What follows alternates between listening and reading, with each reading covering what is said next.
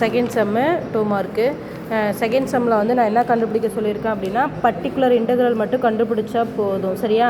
அதனால் கொடுத்துருக்க particular integral எப்படி கண்டுபிடிப்போம்? 1 டிவைடட் கொடுத்துருக்க டேட்டாவை கீழே போடுவோமா, d² - d × d' sine x plus y இதுதான் நான் கொடுத்துருக்கேன். இதுக்கு பர்டிகுலர் இன்டெக்ரல் கண்டுபிடிக்க சொல்லியிருக்கோம். நமக்கு d² பதிலாக -1ம் d' பதிலாக -1ம் சப்ஸ்டியூட் பண்ண போகிறோம். சரியா?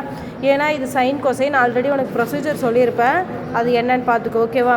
d² பதிலாக -1ன்னு அப்ளை பண்ணுறோம், +1. ஓகேவா?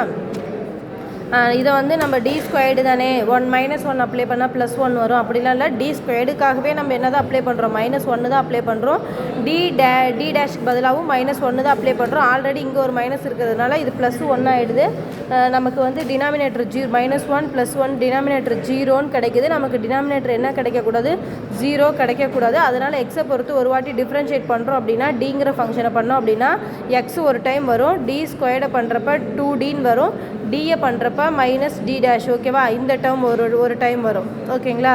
அப்போனா நமக்கு என்ன கிடைக்கும், 2d எக்ஸ் இன்ட்டு எக்ஸு, ஏன்னா ஒரு வாட்டி டிஃப்ரென்ஷியேட் பண்ணுறப்ப எக்ஸ் கிடைக்கும், கீழே வந்து 2d கிடைக்கும், இதை பண்ணுறப்ப -d' கிடைக்கும். அஸ் யூஷுவல் இப்போ என்ன பண்ணணும், டிக்கு 2வை வெளில எடுத்துகிட்டு x/2வை வெளில எடுத்துட்டேன்னா என்ன கிடைக்கும், 1/d இருக்கும். ஓகேவா? டியை பண்ணனா சைனை பண்ணால் காசு, அதாவது ஒரு வாட்டி டிஃப்ரென்ஷியேட் பண்ணணும். இது வந்து டிஃப்ரென்ஷியேட் இல்லாததுனால இதை விட்டுரும், அதனால் வெறும் x + y வரும். ஓகேவா?